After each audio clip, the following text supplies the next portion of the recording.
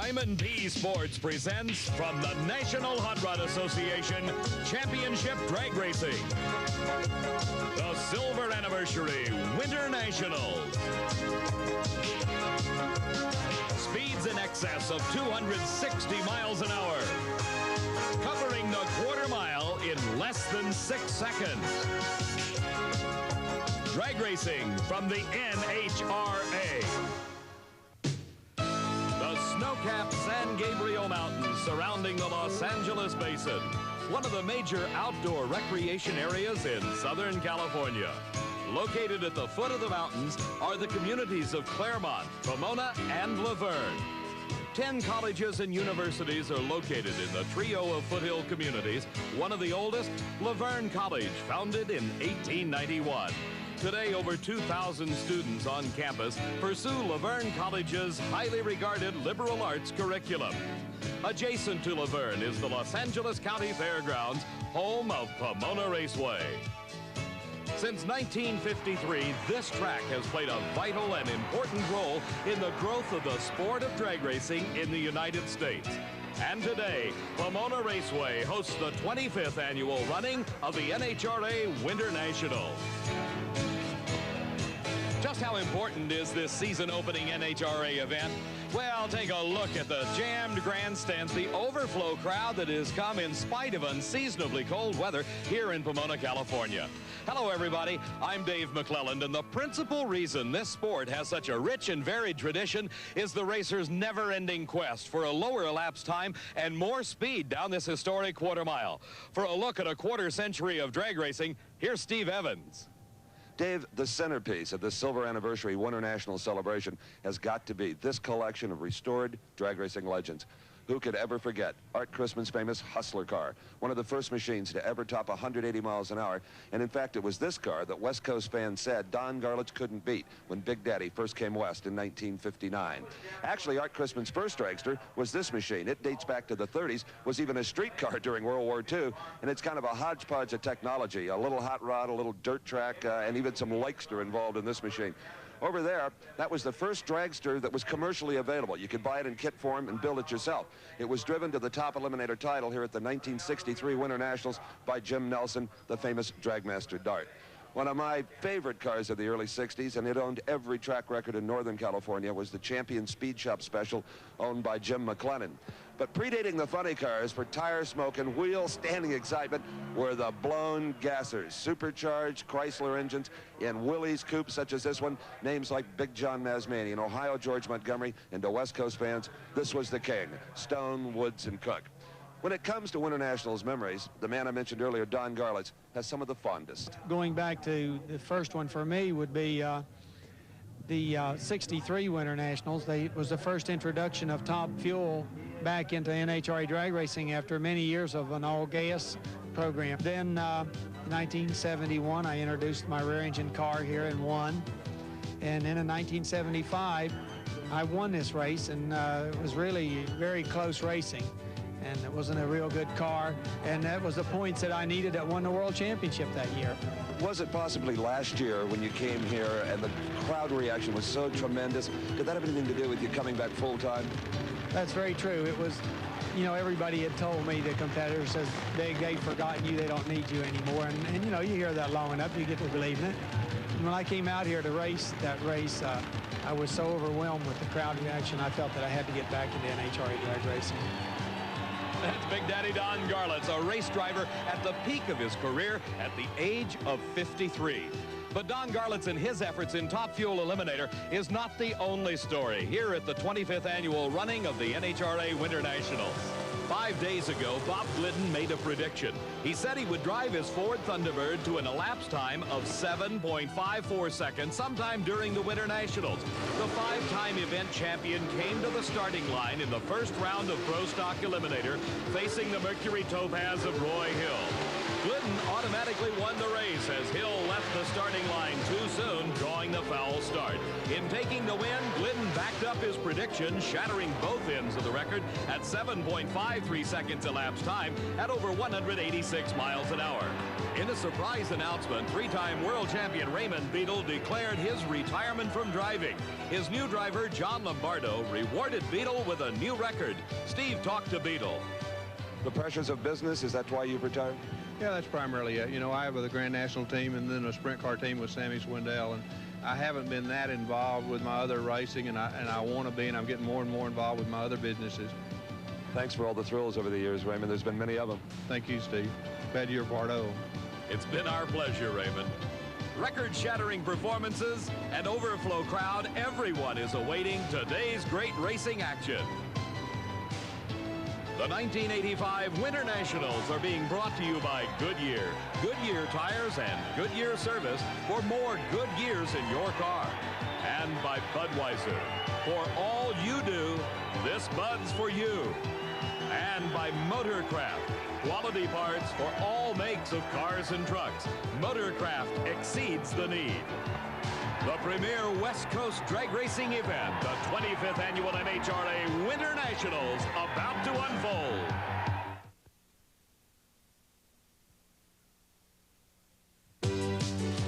The 25th annual NHRA Winternationals in Pomona, California. We're set for the second round of racing in Top Fuel Eliminator. And here is the legend, Big Daddy Don Garlett. 22 years ago, Don Garlett won his first Winternationals title. Today, he is racing Dick LaHaye. LaHaye, 43 years old, from Lansing, Michigan, is a former Winternationals champion himself. And in spite of all the success Don Garlett has had at the Winternationals, he's a lucky man just to be here today. It was 1 week ago at Firebird Raceway in Phoenix, Arizona, in a race against Gary Beck, that Don Garlett had the wing collapse on his race car at over 259 miles an hour. Don was unable to keep control of the vehicle, the car rolling over several times, causing severe damage to the brand new race car. Garlett's worked all week in Phoenix to get the car ready. Steve Evans asked him, how will you do it? Well, it's going to take a lot of hard work and a little bit of luck and a little help from the Lord and all my friends. And I think there's a real good chance we'll be there at Pomona. So that set the scene for earlier this morning in first round racing. The question was, is the repaired car competitive? Once again, Don Garlett was facing Gary Beck, and there was no doubt to the outcome, as Don Garlett handily defeated Gary Beck with an outstanding elapsed time of 5.53 seconds at a speed of over 258 miles an hour. His confidence restored, Don Garlett is now set for this second round race against Dick LaHaye. LaHaye in the far lane with the unpainted race car. Garlett, his traditional black race car. The team of Garlett and Malone in the near lane. Both drivers concentrating on the starting procedures, inching their cars forward into the electronic light beams across the starting line. A flash of yellow and a green light, and a great start for Dick LaHaye. He seems to have an advantage, but here comes Garlett. And Garlett with a 5.50 elapsed time. His speed as he crossed the finish line, 262 miles an hour. Our next pair of cars already running. This is the defending champion, the man that won it all a year ago, Gary Ormsby. He's in the near lane. His competitor is Denver Schutz. Schutz is from Fresno, California, and he's a raisin farmer by trade, but a drag racer for fun. Gary Ormsby is from Roseville, California. He owns a car dealership, but he is a touring professional racer. Ormsby's cars have always been on the leading edge of technology, and this new 1985 version is no exception. Note the aerodynamic styling in front of the rear wheels, trying to get the car to cut through the air just a little bit quicker. While these two drivers get set, let's go to Steve with Don Garlett. Well, Don, you picked up the pace a little bit in the second round. A nice 550 over 260. Yeah, the car's handling good. I'm just kind of easing up on that top speed, you know, because I'm still a little nervous about it, but it really responded nice in. It went straight, and we're very happy with it. These Top Fuel dragsters are sophisticated racing machines. Powered by a 2,500 horsepower or more nitro-burning engine, their tubular chassis stretch over 250 inches in wheelbase. Gary Ormsby has got a race on his hands. Something goes wrong with the engine in Denver Chute's car. The motor letting go. Gary Ormsby taking an easy win and advancing to the semifinals. But as Denver Chute's kept the car under control, the engine letting go. Lots of smoke coming out of that motor. Let's take a look from a different angle, and you can see out of the right-hand side of the engine, lots of oil smoke, and that indicates serious internal damage to Denver Chute's engine. Gary Ormsby streaks for the finish line and takes the win. Coming back up the return road is an obviously happier man than Denver Chute's. This is Big Daddy Don Garlits, and look at this huge overflow crowd respond to their favorite. Here's another of their favorites. This is the reigning world champion, Joe Amato. He won it all last season. He comes from Old Forge, Pennsylvania. At the age of 40, Joe Amato is one of the premier racers in the sport today. Here's the race between the newest superstar against the crafty veteran. Connie Coletta of Ypsilanti, Michigan, won this Winternationals championship back in 1967. 1 year ago, Joe Amato finished in the runner-up position.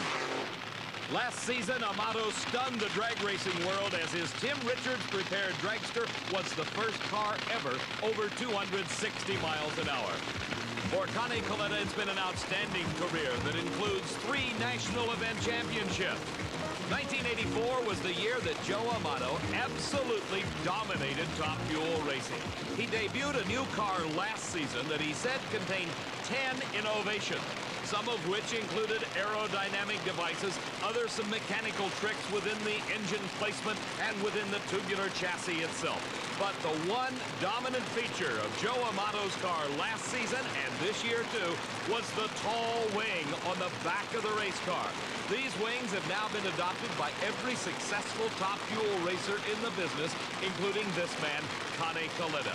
We're in the second round of Top Fuel racing as both drivers approach those starting line beams very cautiously, trying for the best start, trying for that advantage off the starting line. And it is Amato with a head start at this point as Coletta gets dangerously close to the center line.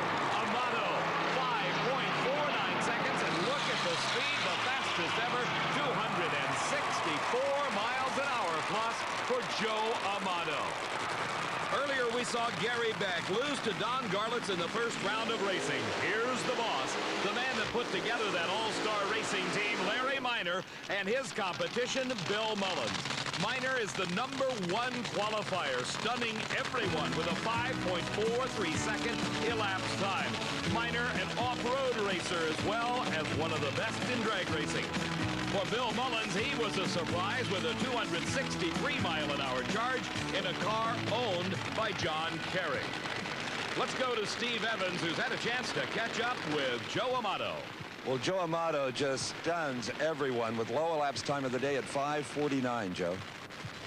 Well, we knew Connie was going to be tough, and Tim Richards, he's been kind of sick all weekend, and he's been kind of just giving us a little bit of horsepower, so we didn't have to work on the car too much.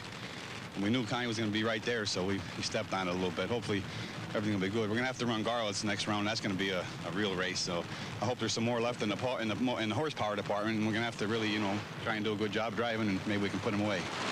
Back on the starting line, it's Larry Minor in the near lane. In the far lane, Bill Mullins driving for John Kerry. Mullins out of Pelham, Alabama at 263 miles an hour. In qualifying, joins a very elite group. Those drivers that have raced over 260 miles an hour in a quarter of a mile. Once again, just inching into those staging beams. Our two drivers getting ready. The green light start, and an engine explosion for Bill Mullins. Larry Minor takes the win and advances into the semifinals. A fine time for Minor at 5.52 seconds and a slowing 250 miles an hour. And talk about slowing without the supercharger on top of the car. Bill Mullins brings John Kerry's car to a slowing stop in the shutdown area. As we watch again, you see both cars are almost side by side as they pass the Christmas tree. And then the engine goes away in a fireball for Mullins, and that puts him out of competition. A graphic depiction of the explosive force of these nitro-burning engines. Bill Mullins, okay after the explosion. Explosion, Larry Minor an easy trip into the semifinals where he'll race Gary Ormsby. The other pair in the semifinals, Joe Amato against Don Garlitz. Amato with lane choice by virtue of a lower elapsed time. We'll be right back to the Winternationals. This is the Chief Auto Parts Winternationals, and we're ready for round number 2 in Funny Car Eliminator. Fiberglass-bodied, nitro-burning 2,500 horsepower engines encased in a tubular chassis. This is Kenny Bernstein's newest creation, on the forefront of the search for aerodynamic style. Earlier, Steve took a look at what makes it so special. We talked a lot last season about Kenny Bernstein and his wind tunnel testing. Well, Kenny has finally been able to take all of that data and apply it to a one-of-a-kind Ford Tempo body. The first thing you notice is the car is a good deal narrower in the front. It's got less frontal area. It'll push less wind. Now, that is possible because they have extended the front portion of the body to the maximum legal 40 inches from the center of the wheel to the very front of the body. That also accomplished something else. With the extra room, they were able to move the fuel tank and the fire bottles forward for ballast, eliminating an 80-pound lead bar. Now, the next thing that is obvious on this car is that they have drastically altered the angle of the roof. Formerly, it sloped back very gradually. Now it drops off quickly, allowing the wind to get back here and work with the rear spoiler. The rear spoiler is a good deal smaller than a lot of the cars that have a regular whale tail because of this efficiency, and also because beneath there is a road racing style kind of semi-ground effects tunnel. So that tunnel working with the spoiler gives them the needed down pressure. Now, that's really about all I can tell you about this body, because that's all they will tell me. An awful lot of secrets surrounding this car, including these louvers here. They won't even discuss them. Steve, the search always goes on for more speed and a quicker elapsed time. This is Kenny Bernstein in the far lane. He is racing here in round number 2. Rick Johnson driving Roland Leong's Hawaiian, the Dodge Daytona bodied creation, in the near lane. Rick Johnson from Los Angeles, California, the latest in a series of fine drivers for Roland Leong. For Kenny Bernstein, finished number 3 in the world last season, one of the most popular drivers on the professional drag racing circuit. The burnout procedures are completed. The crew's now coming back to watch their driver perform. Kenny Bernstein in the far lane. Rick Johnson following the direction of car owner and crew chief Roland Leong as they both approach the starting line.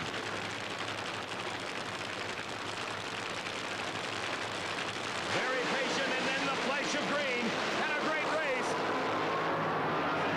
It is Rick Johnson there first, has some problems for Kenny Bernstein, and look at the time. The quickest elapsed time in the history of the sport, 5.58 seconds at over 263 miles an hour. This deserves a second look as Kenny Bernstein and Rick Johnson are locked together in a struggle down this quarter mile. But nearing the finish line, Bernstein has problems. Pull yourself together, young man. You are the quickest driver in history at 5:58. What a pass. It was really a close race. Kenny was out on me there for a ways, and I had to use every button and handle I had in there to get around it. 550s, I have a hard time even saying it. Funny cars were never, ever dreamed to go that quick. Well, we've learned a bunch over the winter. You know, we've been doing our homework and going out and partying and stuff. Chrysler's done a lot of aerodynamics for the body. Hawaiian Punch has helped us severely. Roland's doing a good job. And obviously excited Rick Johnson. Here's the defending Winternationals Funny Car champion. This is Al Segrini. Last season and for the last several years, Segrini with his own race operation. For this event, he is a hired driver for Joe Pisano. He won this race in 1982 and is the defending champion when last season he matched up against Tim Gross in the finals. Segrini had a good lead as he approached the finish line, and then in a ball of fire, he won the race. The car went out of control, crossed over into Gross's lane, but Segrini was able to wrestle it to a stop. From southeastern Massachusetts, driving this year for Joe Pisano, Al Segrini. He is running against Tom McEwen from Fountain Valley, California. You watched him on Diamond P Sports last season when he won the Big Bud Shootout. McEwen, driving the Corvette-bodied funny car, is a many-time national event champion, including the coveted U.S. Nationals crown. Al Segrini, your defending champion, in the near lane. McEwen in the far lane. A tremendous start for both drivers, and it's anybody's race. By inches at the finish line, Al Segrini squeaked past Tom McEwen. The elapsed time for Segrini, 5.94 seconds. The losing time for McEwen, 5.95 seconds. As we take another look in slow motion, you can see it was anybody's race throughout the entire quarter-mile distance. At the middle of the course, maybe McEwen with just a few inches advantage. But at the finish line, it was Al Segrini winning it. Well, Al, you had the horsepower and you needed it to come around McEwen. Yeah, it shook real bad. It almost knocked me out, Steve. I got off the throttle and I almost gave up, and then I stuck it again. And it cleared up and went on through. I was pulling on him good, so I stayed in there and come around him. Thing left real good, but then it just got in a bad shake. Bad shake. Al Segrini obviously showing the effects of a tough run. The long smoky burnout by Ed the Ace McCulloch, another of those cars owned by Larry Minor. And here's the Blue Max for the first time in competition without Raymond Beadle behind the wheel.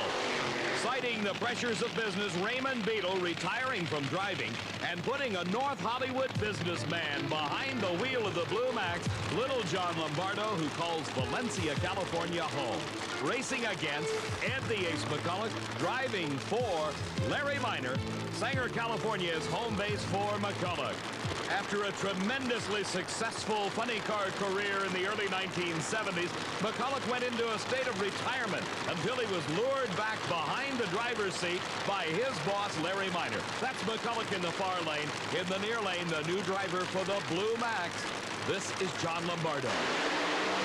Another great race as Ed McCulloch gets near the concrete guardrail, but he pulls back to the center of his lane, and a tremendous upset. Ed McCulloch puts away the #1 qualifier. His elapsed time, 5.76 seconds. His speed over 253 miles an hour. What an upset. Ed McCulloch, his advantage coming right at the starting line. You see that Oldsmobile-bodied funny car begin to pull ahead. Then it moves out towards the edge of the racetrack and the guardrail. But McCulloch steers it back to the center of the lane, hangs on for the victory by just inches. There you see the comparison in time. Lombardo late off the starting line, quicker in elapsed time, but it was McCulloch to the finish line first, and the 1972 event winner advances into the semifinals. Steve? Well, sometimes, as little John Lombardo well knows, you just have to take your lumps in this sport. You've got to be tremendously disappointed, yet excited what the future holds for you here. Oh, yeah, the car is running excellent, a lot of potential in it. It was a little rich, that run, and obviously I was a little late, but I think we're going to win some races. Any of that have to do with maybe not being quite used to the car yet? Well, I think the more runs you make in the car, the more familiar you get, the better job you'll do. There's no question about that. We had 3/10 going in that race. I mean, he had run a 590 and we had run a 560, so I was by no means going to even attempt to cut a light and chance a red light. I didn't think he'd pull off that much. See you on down the road, John. Okay, thank you. The final pair of cars in this round of competition in Funny Car Eliminator finds John Force in the near lane against Dale Pulde in the far lane. The burnouts are completed, the crews making their final checks of the cars. Dale Pulde from Granada Hills, California, against another Californian as John Force calls Fullerton, California home. The Corvette-bodied car of John Force in the near lane. The Pontiac Trans Am for Dale Pulde and his partner Mike Hamby in the far lane. Final staging completed. The green light. And a great race for Pulde as he pulls ahead at the start and just barely holds on at the finish line. Pulde's elapsed time, 5.74 seconds, and he crossed that finish line at over 252 miles an hour. In replay, you'll see the advantage he gained off the starting line. Dale Pulde in the far lane, pulling at least a car length ahead of John Force, but at the finish, just inches separate the two cars. 0.02 of a second advantage going to Dale Pulde, taking the win, leading into the semifinals.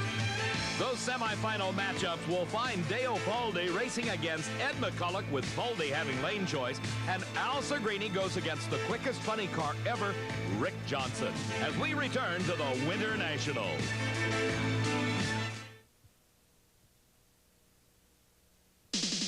Back at the NHRA Winter Nationals, I'm Dave McClelland along with Steve Evans and a huge crowd. But there is one person missing this day. Back in 1980, she raced against Connie Coletta for the Top Fuel event title. She won that race over her longtime competitor and compatriot, Coletta. Shirley Muldowney, three-time world champion in 1984, suffered one of the most serious accidents ever in a Top Fuel dragster. Her car left the racetrack and literally disintegrated into hundreds of pieces. Seriously injured, Shirley has been undergoing extensive surgery and recuperation since that time. The racing world has been wondering, how is Shirley doing? And most importantly, what does the future hold for Shirley Muldowney? On a snowy day, Steve Evans visited Shirley at home in Mount Clemens, Michigan. When the surgeons are done and the therapists are done, what then, Shirley? Can you look ahead that far? I'm trying to. I have hopes and dreams, and I'm a pusher, and I would like to drive the race car again. That's what I really want to do. But I'd like to be able to do it and feel comfortable. I'm not too sure that's going to happen for me, but we'll know here in a few months. A Top Fuel dragster again? Oh, yes. That's where my love is, in Top Fuel, and that's what I want to drive the king of the sport. We miss you, Shirley, and we want to see you again like this, and so do lots of other people. Most importantly, your fellow competitors in Top Fuel racing getting ready for the semifinal round at the Winternationals. Don Garlett's in the far lane, a story in himself, coming back after that disastrous crash just 1 week ago. He is racing against the reigning world champion, Joe Amato, another innovative car for the Pennsylvania-based driver. Another prominent woman in drag racing is Joe's wife, Jerry. She is out in front of the car, giving him the hand signals, directing him back into his own tracks after the long burnout. Earlier, Steve had a chance to talk to Jerry. 1 year ago at the Winternationals, Don Garlitz appeared to be headed for the winner's circle until he ran into Joe Amato, who put him away. Joe went on to become the world champion. And this is Jerry Amato. You got a shot at Big Daddy again here, Jerry. How do you feel about it? Steve, I feel good going into it, but he's been around a long time, and he really knows what he's doing. There are some drivers when they race Garlitz, Beck comes to mind, that maybe he psychs them out, but Joe doesn't appear to have that problem. No, I don't think so. He's pretty aggressive, and he's ready for him. Now, in the elapsed time department, you've got an edge. Yeah, a little bit, but he can still gain on him. Okay, good luck to you, kid. Thanks, Steve. Don Garlett's on a hot streak. He has won the last two major NHRA championships. But Joe Amato, the hottest driver on the circuit today. This is semifinal racing at the Winternationals. Joe Amato near lane, Garlett's in the far lane. And a tremendous wheel stand for Amato. He backs back pedal, and there the motor goes away in an explosion for Amato. Joe Amato wins the race, but levels the motor. He brings the car to a safe stop. Jerry Amato very worried. You can tell by the look on her face about her husband, Joe. But the car to a safe stop. You see the safety people over checking immediately. Here we watch again. Look at the wheel stand. Joe Amato riding on those back tires, trying to stay away from the center line. The tires smoking. Garlitz gets in front, but then he has engine problems, allowing Amato by, and then boom. There it is, the engine explosion that tore the supercharger right off the top of Joe Amato's dragster. The parachute stays on even with the intense flame, allowing Joe Amato to bring his dragster to a safe stop. Well, the safety safari, as always, right on the scene. Joe Amato wins the race, but completely destroys an engine. Apparently, some of the shrapnel flattening the left rear tire.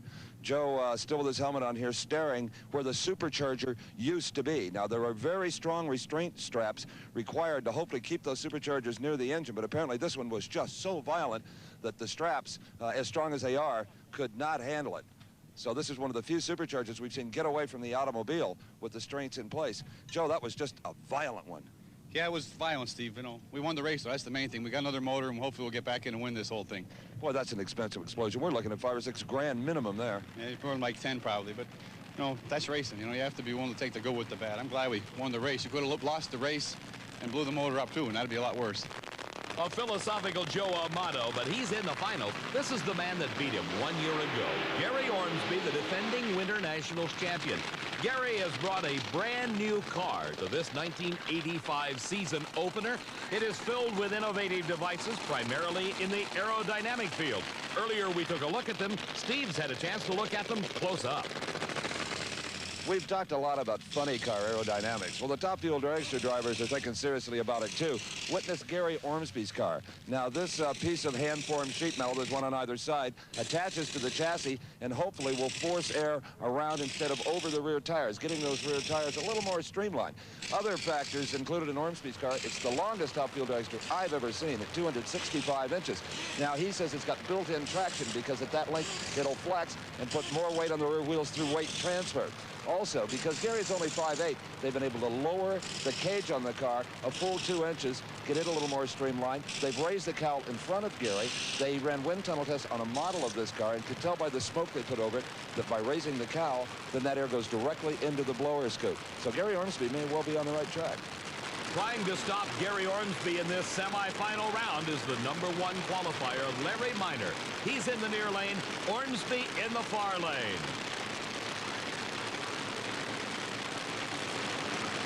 Bit of a staging duel going on. Both drivers have approached the starting line. Now they're inching into the staging beams. Ormsby comes in last. The flash of green and tire smoke for Larry Minor puts him out of the race. Gary Ormsby, we've got a rematch of 1984 as Ormsby will meet Joe Amato in the final. Ormsby will have lane choice, but remember, Joe Amato must replace that exploded engine. We'll be right back to the Winternationals.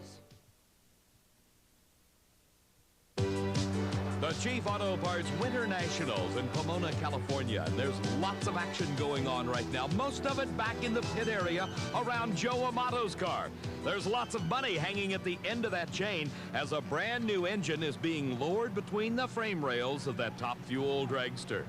Steve Evans is with the man that Joe Amato beat. Well, considering that a week ago to the hour, Don Garlits was upside down on his race car in the Arizona mud, this has still been a pretty productive weekend.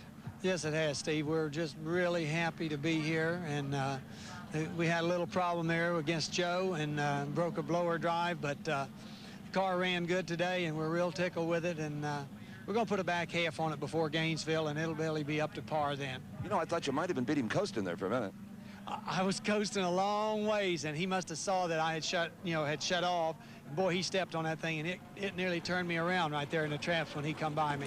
The one and only Big Daddy Don Garlits. It's time for semifinal racing in Pro Stock Eliminator. These are the factory hot rods. Here's the Chevy Camaro of Ken Dondero just smoking those huge rear tires, getting them as hot as possible, trying to find as much traction as he can. Because Dondero's going to need it. He's against the man that has been dominating Pro Stock racing at this Winternationals Championship. Driving the Ford Thunderbird from Whiteland, Indiana, this is Bob Glidden. Ken Dondero, driving for his old pal, Bob Panella, is from Balboa Island, California, and comes back after laying out of drag racing for several years. He's now in his second full season of Pro Stock competition. The battle of the factories. Chevrolet in the near lane, Ford in the far lane. With a wheel standing start goes Glidden, a one-car length advantage, just a few hundred feet off the starting line, and at the finish, an easy victory. 7.59 seconds, just off pace a little bit from his earlier record-shattering 7:53. A valiant effort, though, for Dondero. Here's the brand-new car, the Pontiac Trans Am Firebird of Butch Leal. Leal is in the near lane. He is racing the man that was #2 in the world last season in a brand-new Oldsmobile Calais. This is Warren Johnson. He now calls Duluth, Georgia home. For Butch Leal, his home base is in Blacklick, Ohio. He's formerly from California, known as the California Flash. 500 cubic inches, 2 4-barrel carburetors, racing gasoline only. A red light start for Leal. Johnson wins it and will move to the finals to race against the record holder, Bob Glidden. The new car of Butch Leal leaving the starting line too early, giving the win automatically to Warren Johnson.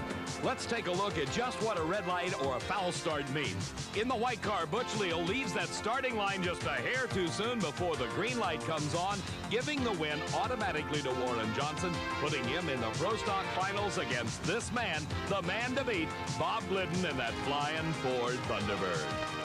It's time now for the semifinal round of racing in funny car eliminator. Rick Johnson driving Roland Leong's Hawaiian in the near lane against Joe Pisano's car with the defending funny car champion Al Segrini at the wheel.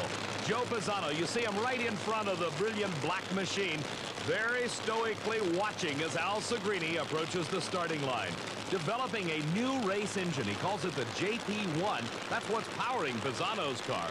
A Keith Black racing engine in the Hawaiian entry of Roland Leong. Rick Johnson, the driver. Don't forget, it was just one round of racing ago that he recorded the quickest time ever, 5.58 seconds.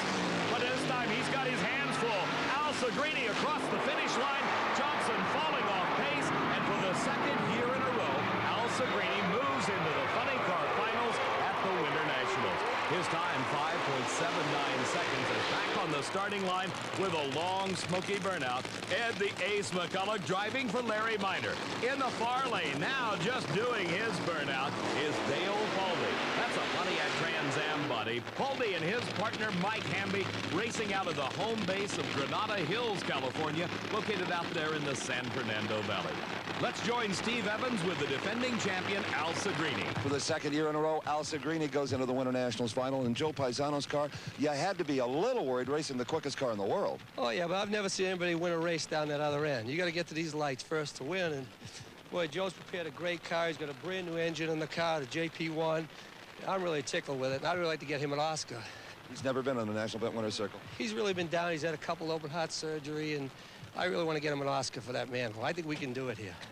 You may very well. Al Segrini, can he make it 2 in a row? The Oscar, the trophy symbolic of an NHRA national event win. Ed the Ace McCulloch has won his share, as is Dale Paulding. But it's been a long dry spell here at the Winternationals for final round appearances for Ed McCulloch. Back in 1976, he made it to the final round, only to finish in the runner-up spot, and he won't even make it to the finals this time. The red light in the near lane for McCulloch indicating once again a car left the starting line too soon, disqualifying him and putting Dale Paulding into the final round to race against the defending champion, Al Segrini. Segrini with lane choice by virtue of his much quicker elapsed time. We'll be back for the finals in just a moment. The silver anniversary running of the NHRA Winternationals, and there's lots of work going on in Gary Ormsby's pit area as he gets ready to move into the Top Fuel finals for the second year in a row. The question is, can he win it? We'll find out in just a few moments, because right now on the starting line, we're set for the finals in Pro Stock Eliminator. The Oldsmobile Calais of Warren Johnson has been experiencing some handling difficulties throughout this entire meet. He's got a difficult task. He is facing the Ford Thunderbird of Bob Glidden. Steve talked with Warren. In the elapsed time department, though, your best about a 65, his best in the 50s. You got your work cut out for you in the starting line. Well, I guess that would become under the term of a monumental task, but I think we're up to it. We made a lot of changes of stuff that we wanted to test, and it's a situation of we've got everything to gain and nothing to lose, so we're going for it. So you've changed a lot of things on the car? Yeah, we've changed a lot of things. We really don't know what to expect. Last 2 runs have only been relatively straight, and we changed some chassis parts in it, plus a lot of engine pieces, so hopefully we'll get a lot better. Knowing you and Bob Glidden, it'll be a great final. I hope so. Bob Glidden in the Ford Thunderbird has been absolutely dominant throughout the entire event, establishing both ends of the record. But this is the final. Everything's on the line in this one race. And there's those handling problems that Warren has been so concerned about. That gives Glidden an advantage that he parlays into a multi-car length victory. Bob Glidden winning the 25th annual NHRA Winternationals in his Ford Thunderbird. The elapsed time for Glidden, an outstanding 7.58 seconds at over 184 miles an hour. Glidden, the champion, defeating Warren Johnson. As we look again, you can see Johnson in the near lane has those problems that take him close to the center line. That left front wheel of that Oldsmobile Calais high off the ground. He has to let it back down to the pavement so he can steer the car away from the center line as Glidden takes it all. Well, Bob Glidden's performance here at the Winternationals could only be called total intimidation. Bob, a 7:58. Congratulations. Thank you, Steve. I don't think anyone was really intimidated. Competition was. Well, I hope they were. We're glad that we won the race for the Chief people, the Ford people. You know, Chief sponsored the race, and I think they've got about 1,500 people back at the tent waiting for us to get back there. So we're tickled that we won the race, and thank God we're here. You even enjoyed an advantage off the starting line. I thought maybe a little. I was kind of cautious with the track. It looked like there was a slick spot. You know, we run off to the side from where everyone else runs for some reason, and I was afraid we were going to get crossed up, and I really didn't pay attention to Warren's car. Well, I have no idea what he even ran. He was all over the racetrack, apparently. But congratulations to you and Etta and the kids and the whole game. Thank you very much, Steve. Bob Gledden, along with his wife and crew chief Etta, very happy over his Pro Stock Championship. Dale Baldy into the finals of Funny Car Eliminator, doing the long, smoky burnout. Again, every car in competition with the burnout heating up those tires. Racing against him for the second year in a row into the final round of competition is Al Segrini. The big difference here, instead of driving his own car, Segrini is driving for Joe Pisano. For Dale Baldy, a difficult task indeed. He has waded his way through some of the toughest competition now to face the defending champion. Al Segrini has not been the quickest car of this day, but here he is in the finals for the second year in a row. Those quicker cars, not only in qualifying but during the racing, have fallen by the wayside. Dale Baldy in the near lane knows he's got a tough race ahead of him. Segrini is a tiger at this race. He won it last year. He'll go to the starting line and throw everything they've got at you. He will, and Uncle Joe Pisano is probably one of the best guys to drive for. I think if I had to drive for anybody, I'd like to drive for him. And Segrini's got a real good ride, and he's a good driver. It's going to be a good race. We're just a few seconds away from that final race in Funny Car Eliminator. It's a good start, and Segrini moves ahead instantly. He continues to extend the lead, and something goes wrong. The car, with lots of sparks coming out of it, he pulls over into Dale Baldy's lane, then drives back away from him for the second year in a row. Al Segrini has won the race, but crossed the finish line in a ball of flame. The emergency hatch on the roof of the car comes open, and Al Segrini scrambles out. The roar of the huge crowd indicating their approval as the word goes out that Segrini is A-OK. Let's take a look at all of this action again. We can see by a train length Segrini is leading a troubled Dale Baldy. But right at the finish line, the sparks literally begin to fly.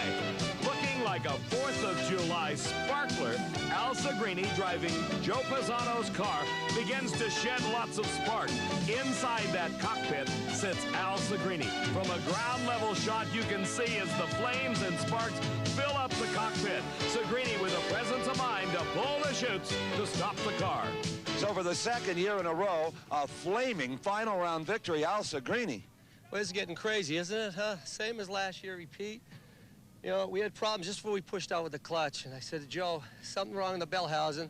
I did the burnout, when I stayed, I had trouble getting the reverse. I knew it was dead. I said, well, I'm going to have to gamble. And I pedaled her one time and got back in it, and then just for the lights there, it went again. This is getting crazy. I know how badly you wanted to win for Joe Pisano. You have done that, my friend. You got awfully close to pulley. Was there any contact there? No, I seen his fender. See, I was on fire there. I couldn't see. And then out of the car, I seen his red fender. That's why I went back over. It was my lane.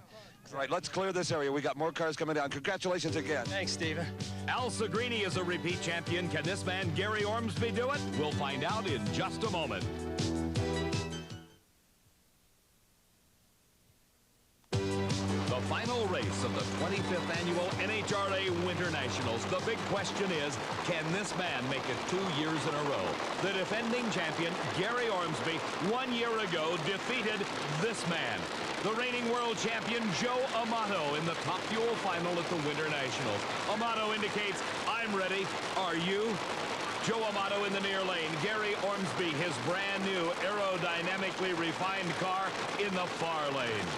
The flames beginning to stand off of the headers as those 2,500 horsepower nitro-burning engines are ready to propel these cars down the quarter mile. The staging's over. The green light's on. And Ormsby has a bit of a lead at half-track. But here comes the top in charge of Amato, and it's Joe Amato winning the Winternationals. Smoking some pistons at the finish line. His wife Jerry and the entire crew celebrating Joe Amato's first victory for 1985. A 5.55-second elapsed time, and that patented over 260-mile-an-hour charge carries Amato past Gary Ormsby. The replay shows us a little Ormsby at this point. But watch how quickly Amato will change that advantage. Because at the finish line, by almost a car length, Joe Amato wins the Winternational. What a day, says Joe Amato as he climbs out of the beautiful candy apple red top fuel drags to the reigning world champion. Looks back at the engine, a little oil, but at this point, who cares? Well, we're better than last year. Last year we blew 3 motors up here. Only one this year. Yeah, boy. That's Tim Richards, and I'd like to thank all the guys that helped me. Boy, they did a dynamite job. My crew, you know, we came out, we blew everything apart. You were over there watching us. We had to go from scratch and build an injector, and, you know, it's a credit to the crew, and they just did a dynamite job, you know, and I didn't let them down and get a good light on them. I think I left on them, and it was a close race. Seldom, when you have to thrash that hard and change engines, does it pay off, as you well know, but it certainly did for you. Well, it's the old theory. If you have your act organized, you can come back from disaster and win, and that's what a true champion's made out of. Great start on defending the title. Joe Amato wins the Winternational. Sounds good, doesn't it? Yeah, it does. Let's see it on TV. Thank you. And see you we do, Joe. Our congratulations to all the winners. For Steve Evans, this is Dave McClellan saying so long from the LA County Fairgrounds. The executive producer of Diamond B Sports is Harvey M. Palish. Produced and directed by John B. Mullen. The 1985 Winternationals were brought to you by Ford. Have you driven a Ford lately? And by Hawaiian Punch. Nothing tastes like Hawaiian Punch. You only have to taste it once. Go Hawaiian. And by Goodyear. Goodyear tires and Goodyear service. For more good years in your car. Promotional consideration provided for and a fee paid by Style Auto World Championship Team, the nation's premier source of fast lane fashions. Style Auto, the champion's choice for the style of your life. And by Suzuki, choice of 10-time national champion Terry Vance. See the complete line of world-class performance bikes at your Suzuki dealer today. Suzuki works like a single moving part. And by Gold Eagle Air and Repair Tire Inflator, quickly inflates and seals flat tires, eliminates hazardous tire changing on the road from Gold Eagle. The 1985 NHRA Winternationals has been a presentation of Diamond P Sports.